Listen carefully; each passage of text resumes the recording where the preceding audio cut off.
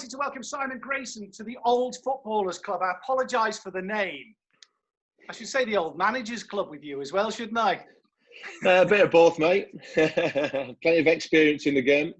Plenty of experience. Listen, I can't believe you're joining us because usually you're out on your bike at this time, aren't you? Yeah. Mainly on a morning, do a few miles. Been doing 150 miles a week around the River Valley, so it's been good keeping fit, keeping your mind active along the way, and a few interviews and other things as well. So enjoying it. How did you get into the cycling? Because you've got the bug, haven't you? Yeah, it was probably about 6-7 years ago. A friend of mine died, unfortunately, from prostate cancer. And at his funeral, we decided, a few of us, what should we do in his memory? And it was then advertised that the Football League were doing the London to Amsterdam bike ride. And we decided to do that, 150 miles in 2 days. Pretty easy second day in around Holland and Amsterdam. And then since then, all my mates have carried on. What was something like a £300-500 bike, the lads are having, are now into like $3-4 grand bikes, and it's just, but it's a great way of getting out. You can switch off, especially as a manager. You can go out for a couple of hours, rethink things, be on your own, get your own space, but also it keeps you fit as well. So I really enjoyed it, to be fair. Do you actually get a chance when you're managing? Do you get a chance to get out on the bike? Is that one of the things you try and do?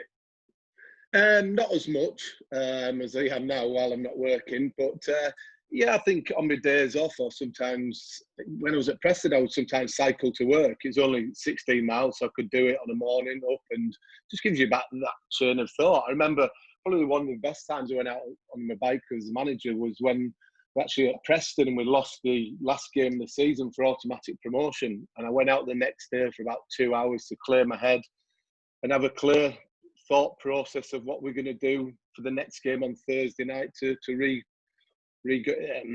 regather everybody's positive energy and get going again to ultimately try and get promoted, which we did. I've got to start really by asking you about Leeds, because it's Leeds, isn't it? You're Leeds through and through. You played, you managed, they're in the Premiership. The city's gone mad, hasn't it? Yeah, it has. Look, I've lived the dream. I was a supporter, signed schoolboy forms at 14. Eddie Gray was the manager then, signed on the same day as a 14-year-old called Gary Speed. And obviously, Gary went on to have a better career than I did at Leeds, but I still lived the dream of playing a few games, made my debut at 17. Needed to move on, but I was there when they won the old championship, and then I don't think I left in the March the year they won the as is the Premier League now. So great to see them back. Lived the dream, as I said, going back there as manager in 2008, I think it was, and just now to see them back in the Premier League. I think it's great for supporters, but I think in football in general, it's a big, massive football club, intense rivalry with a lot of clubs, not just locally, but right the way through the Premier League now. And if Leeds had an allocation of 1,000, 20,000 in away allocation, they would take it, wouldn't they? So I think they're going to bring a lot to the Premier League. But what they've got to make sure they do is make sure they stay in there. Don't want to be a team that flip-flops the divisions. Were you always going to be a footballer? I had a chance of being a cricketer. At 13, 14, I was playing for Yorkshire schools and under 15s. But I think my heart was always going towards football. I preferred going in for the 50-50 challenges rather than somebody bowling a bounce around my head about 60, 70 miles an hour. so that was, whereas my brother was the other side. He was a decent footballer and went for trials at Leeds and Middlesbrough, but it was always more swaying towards cricket, hence why he went and played for Yorkshire and Essex and head coach at Essex as well. So between the pair of us, we haven't done too bad, but give me a tackle rather than a bouncer any day of the week. Yeah, I agree. This Paul, your brother, there must have been hell of a battles in the backyard, mustn't there? Football or cricket between the two of you? Well, the thing was, my dad was a PE teacher and played football and cricket at a real good level, up to non-league standards. A cricket coach was one of the best in the north of England. He would do cricket centres and brought people like Michael Vaughan, Joe Root, and many other Yorkshire and England cricketers, Lancashire cricketers. So he's seen a lot of cricketers come along the way. But yeah, there was some intense rivalry in that garden. Plenty of windows smashed as well, by the way, because the odd cricket ball or the odd football going through not just my mum and dad's sort of back garden, the neighbours, greenhouses, and all sorts. So yeah, it was lively, even to the point of brother rivalry. We'd get a pair of boxing gloves one Christmas, and we'd knock into 10 bells out of each other to the point of Paul's got a bloody nose because I wanted to beat him. Brilliant.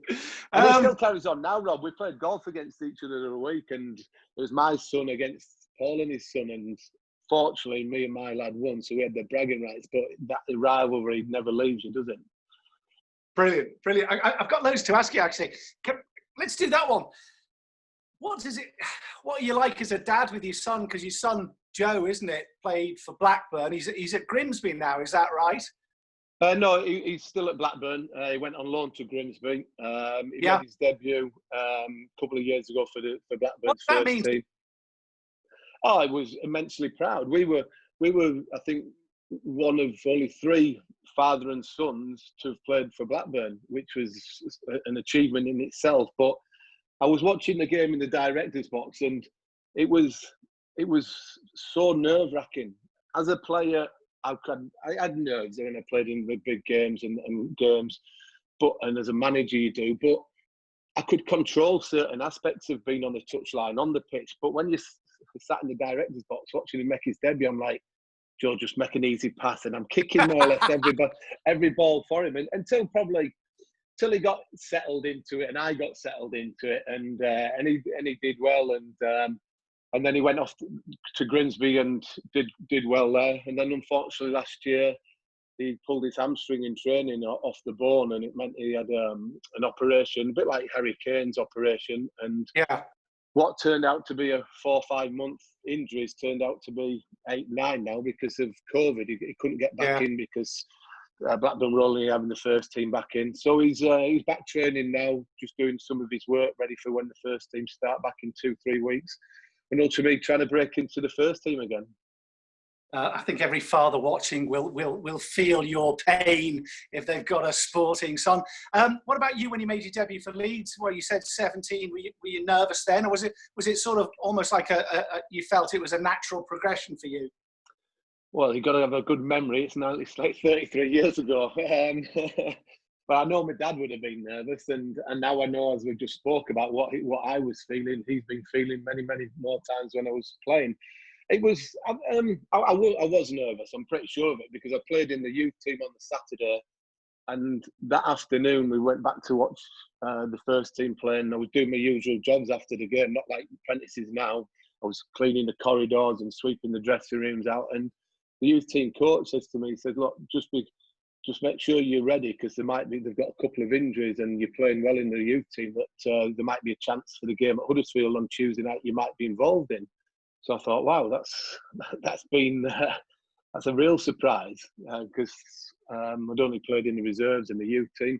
And then Monday morning comes and Billy Bremner pulls us over to say you're training with the first team, and then after training he says you'll be making your debut tomorrow night. So I had enough time to get nervous. It wasn't one that you get sprung on you at 6:30, an hour and a quarter before the team kick-off. Basically, it was, right, you're playing. It gives me an opportunity to get tickets and that sorted out for my family. But it was a real entertaining dour 0-0 draw at Huddersfield, so I don't remember too much about the game. At the same time, how did you feel when you had to leave Leeds? How much of a wrench was that? Well, I had a tear in my eye, without a shadow of doubt, because I'd spent a lot of years there and supporting the team. But I ultimately knew I had to get my career back on track, or started and going, because in that period of time, I was part of the squad nearly every weekend, but they were only having 1 and 2 subs at that day and age. And I just knew I had to get going. And there'd been talk about me going to a couple of clubs, and then Brian Little knew about me from when he was youth team coach at Middlesbrough. He went to Darlington, first team coach, and then to manager, and then to Leicester. And it was quite surreal, really, because the night before I moved, I was sub for the first team down at QPR for Leeds. And I always remember telling people this, that we got up for a warm-up, me and the other sub, And all of a sudden, there's a big round of applause from the away end, and it was full at Loftus Road. So I turned round as a 21-year-old to this lad, this bloke, and I went, "Oh, that'll be for me," in a dry sense of Yorkshire humour. And I don't think he really understood what I was on about, actually. Anyway, that bloke turned out to be Eric Cantona. You made it, mate. You made it. Well, yeah. So it was. And next morning, I went in and got my bags, got my boots, and everything, and I had a tear in my eye, but I knew I was starting a career. And basically, 11 games later of playing for Leicester, I'm playing in the the equivalent of the Championship playoff final at Wembley against Blackburn. So it was the right reason, and 6 years at Leicester proved it was the right decision. They're a good side, weren't they, as well, during that period? Yeah, look, I think when people talk about that Leeds team in the early 90s, it was all about sort of one of the best midfield fours that you can probably imagine, really. You talk about Speed on the left, Strachan on the right, McAllister and Batty. Guess how much that midfield quartet would be worth at this moment in time. They all had different qualities, but they could play, they could mix it, and had a great work ethic. So it was hard to break into that team. And I was playing right back at Leeds. Mel Sterling, Gary Kelly were in around it as well. So it was the right reasons. What about Leicester? I mean, it was joining a side that was on the up, wasn't it? Really, at that stage, that must have been a terrific time in your career. Well, it was, because we just had this sort of group of players, whoever it was. If it was a new group of players of 5 or 6 leaving and new ones coming in, there was a hardcore of those that had been there a long time, that we just had this team spirit and work ethic, and we'd do whatever was required to win games. And we had an astonishing period of time while I was there, from that first game, that first period of time where we lost against Blackburn, to the following season we lost to Swindon in the final again, to the third season we beat Derby in the playoff finals. So we had 3 consecutive playoff finals, and I was fortunate, very fortunate. I was a captain for the Derby game, so to walk up the steps was an unbelievable feeling for your parents and families to be there. The following season we get relegated from the Premier League. The following season we go back to Wembley and win the playoff final again against Crystal Palace. So we get promoted to the Premier League, finish 10th, and that season we win the League Cup by beating Middlesbrough, and then I go to Aston Villa. And so we had 6 visits more or less to Wembley in that period of time. It was an unbelievable period for not just the players that were there, but the supporters as well. People, when I go back to Leicester now, would say, what a period of time. That was good and bad, because they lost 2 playoff finals and a relegation quickly, but it was unbelievable. Wembley was like our second home. It was like, oh, we're just going back to Wembley. It's another day out. Do you know what? I should know this, because what happens when I start doing these interviews? You know, I feel like a stalker all the time, reading all about you. From nowhere. How many blooming playoffs or whatever? You must be right up there as a player and manager. As a number of playoff finals you've been involved in.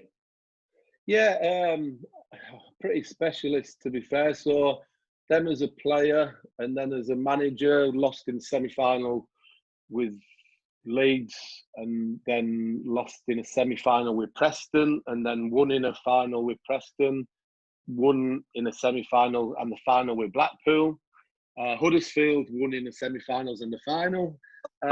So yeah, the playoffs have been sort of, I'm pretty experienced in knowing how to win and lose in them as well. So yeah, it's a great way to, I think it's a great invention of the playoffs, because it keeps the season going. Look, it's not great when you lose there, and we've just seen recently with the playoff finals, Brentford, Oxford, and I can't think it was Exeter maybe lost in the final as well. Yeah, the 3 teams this year that will have suffered that disappointment, but it was it's something that I've suffered good times and bad times in, and thoroughly enjoyed them. That's for sure. What was Martin O'Neill like? Yeah, strange, different type. I went from Brian Little, who was a very calm, influencing bloke, very knowledgeable, and very hands-on the training pitch, to Martin, who was really out the old school of Brian Clough, to sometimes not even see him till the Thursday, but he just had this aura about him. And when he walked onto the training pitch or into the canteen or your dressing room, it was like it was like paying attention to the person walking in. And even when training, he paid for training. Training would go up 10-20% because of the gaffers here. Now we don't see him that often. So if you want to be playing Saturday, you've got to make sure that you're in his plans. And he had a lot of trust in John Robertson and Steve Walford to do all his coaching. But when he was there and doing the coaching, he's obviously very knowledgeable, very tactical, very astute in what he did. But I think his big strength, as probably Brian Clough's was, as well as the football side, was his man management skills. He'd take us away for 2-3 days, not see a ball, and next thing you're training on a Friday morning, preparing for Man United or Liverpool away, and that's how we worked. It was right out of the Brian Clough mould, but it was successful, and he would know when to give a rollicking to certain players who needed to kick up the backside, who would need an arm round them. I think that's why the players had a huge amount of respect for him, because he treated you properly. And I've taken a lot of my manager skills out of his good and bad points, as a lot of other people have worked for as well. Who's the best manager you played for? It's tough, well, no, isn't it? Let's rephrase that. Not the best one, because that means all done. The one you enjoyed playing for, apart from Martin, the one you enjoyed playing for most. I like working with Brian Little because he gave him a chance in the first place. And then when I thought everything was going really well at Leicester, 6 years there, 2 Player of the Year awards in Europe, he comes knocking and buys me. And I had no intention of leaving Leicester because I loved my time there. But Villa were a top 4 club in Europe. And I signed at the same time as Stan Collymore. And it was a club, it was just too good opportunity to go to a club of the stature of Aston Villa. And that was no slight on Leicester. But who would you compare Villa to now? Villa were probably equivalent of probably Chelsea as it is now, top 4 club. And aspirations of winning things in Europe. And so he gave me that opportunity to go and play for a real big club. So I think if you were to say anything, I think Brian was good, and Martin, if I could have had them both together, it would have been fantastic. And you learn from other things. I enjoyed working under Billy Bremner because I was his apprentice, clearing his room out. I wouldn't be able to get too much work done because I'd be too busy listening to all the stories, talking about the Revy days. Brilliant. And then Howard Wilkinson was very astute in terms of very methodical in how he approached, but very successful for Leeds. So there's a lot of things. There's a couple of managers that I won't mention that I didn't enjoy working for because I didn't like how they conducted themselves, but we'll leave that for another day. Best player you played with? It's tough, that, isn't it? Because not being big-headed, but when you played sort of for Leicester in the Premier League and Aston Villa, you play with real good players day in and day out. I think when you look at Paul Merson was an unbelievable talent. Dwight York at Aston Villa was another fantastic talent.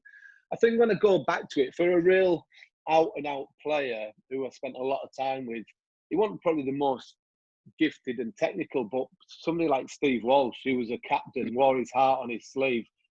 He would go and attack the ball in both boxes, turned into a centre forward at times, and he suffered, I don't know, 6-8 knee injuries, operations, came back from them, and was the mainstay of our team at Leicester when we were successful. And so he was a big person that I always looked up to and enjoyed, knowing that he's played alongside me, that there would be something could go off. I always remember playing Newcastle, and they just beat Man United 5, I think, up at St James's when Philip Albert chipped Schmeichel. Yeah. We played them at Filbert Street the week after, and we're thinking, oh God, we've got to do something here because we could get a backsides wallop there. So I'm playing against Ginola, and I'm thinking, how am I going to stop him? So I just started kicking lumps out of him, to be fair. And you could do that back then a little bit.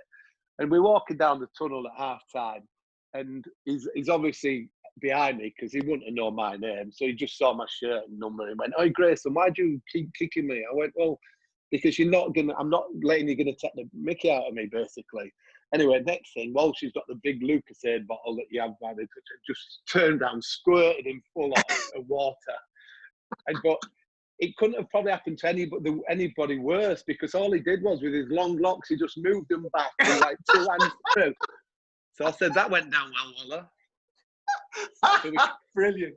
So we continued to try and kick lumps out of him. I think we drew the game, so we didn't do too bad. Brilliant. Was the day you got to manage, I know you left Blackpool and what have you, the day you got to manage Leeds, would that be the proudest moment of your managerial life? I mean, your career's been astonishing wherever. I think it was a dream and so surreal that it had happened. I think when I look at my career as a manager, you have promotions and fantastic wins and done what I've done. But to get the call to go to the club that you supported, played a few games for, and then go back to it all, never once ever thought that process would ever happen. And it was I remember sort of the first game was Boxing Day. So, you know, Boxing Day is a fantastic in the football calendar. Full house. Leeds were 8th, 9th, and Leicester were top, and we were playing them. So it's quite ironic. I spent most of my time at Leicester as a player, and I'm playing them in my debut as a manager at Elland Road. And just the music walking down the corridor and down the tunnel to marching on together, following the great footsteps of Don Revie and Jimmy Armfield and Howard Wilkinson, Billy Bremner and people like that. And I'm like, I had to pinch myself, but then all of a sudden you had to make sure that you're here to work now. That sort of moment of being a supporter has to disappear a little bit out the window because it's your professional job and pride that you're working towards rather than just being a supporter. Who's the best player you managed? Oh, God. Talented wise, Wes Hoolahan was a fantastic talent. He would do things for us at Blackpool in a team that really did well in a tough division in the Championship. Wes could a form box with a ball still at his feet with 3 people still around him. He had that ability. And then you move on to people like Max Gradle, Snodgrass, had great Howson. And then you got to throw Jermaine into the mix, haven't you? Beckford, that wherever he's been with me, he's scored the goals, to scoring at Old Trafford, to scoring the winning goal to get promoted, to then coming to Huddersfield and scoring goals, and then scoring a hat-trick in the playoff final for Preston. So not a bad, talented group of players there. Fantastic. How big a part of your life is music? Yeah, look, I've loved my music since I was at school, from watching and listening to the radio, to the TV programs, to watching gigs. And I've been really fortunate, as you can be as a footballer. You get to meet some people, that you never envisaged that you'll be able to meet, and you build up relationships with people. So I love. I've been a good friend with Paul Heaton for 20 odd years now. Since I went back to Leeds, the Kaiser Chiefs have become close friends. The lads from Kasabian, because they're Leicester connection, and Chris Edwards is a Leeds fan, so that worked quite well.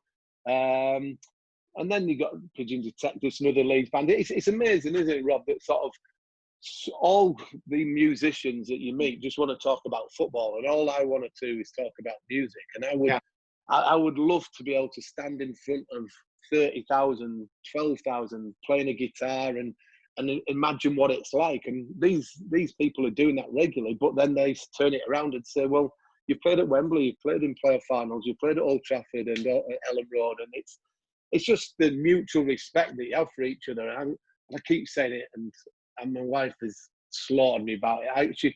I've always said about wanting to play the guitar, so she bought it for me 2 Christmases ago. Boxing Day, YouTube was on, thinking this isn't as easy as it looks. Anyway, 2 years later, I've only got it out the package. It's actually here next to me. It's only been out once since. And she says, if you don't start learning before next bonfire night, it's going on. So, but I do love it. I've been to a lot of festivals. 2 years ago, I went to the Isle of Wight in a camper van and had a full weekend there. And unfortunately, this year, other gigs that we're going to go to and festivals we're not being able to do. But I've just recently booked ready for the Isle of Wight next year as well now. Brilliant. If you don't manage next, what are you going to do? Carry on doing interviews like this and just keep busy. Eventually get my guitar out. You should do your own TV show about Leeds. I think that's a good idea. That's a possibility, maybe. Look, I want to go back to work. as in managing, and try and get the right opportunity. I've had like 15 years of doing it, promotions, 4 of them, and nearly 700 games. I've got a lot to give. I've still got the appetite, I've still got desire and hunger to do it all. And when you look at my life as a manager stroke coach, everything went really well. And you've got to, somewhere in life, you can't keep going on the upward spiral. You've got to sort of hit a point where it's not always going to be work out for you. And that probably hit the note with Sunderland, which probably, as you look back on that, it wasn't just your fault, because it was deep rooted with a lot of problems, and Chris Coleman found that out. Really? Going back to Blackpool last year, I was just a bit disappointed in that I thought I was going to be given a lot more time to rebuild a club that was needed rebuilding after previous owners, and it sort of disheartened you a little bit. But I don't know, I've still got a lot to give and offer to football. If I don't get another job, then I would still like to stay in football in some sort of role of, in a few years' time, pass my experience on to a younger coach coming through and be his assistant manager, or go into the recruitment side, technical director side. So when you've done something since you were 16, which is now 34 years later, there isn't a great deal of in your repertoire of other things to do, really. But it's something you have to do. I enjoyed doing my media work when I had a year out last year, radio and TV work. So who knows, might be back on that trail again this season. Hey, do you know what? Go on, mate. Thanks. For the very best in sport, subscribe free to Switchbox TV.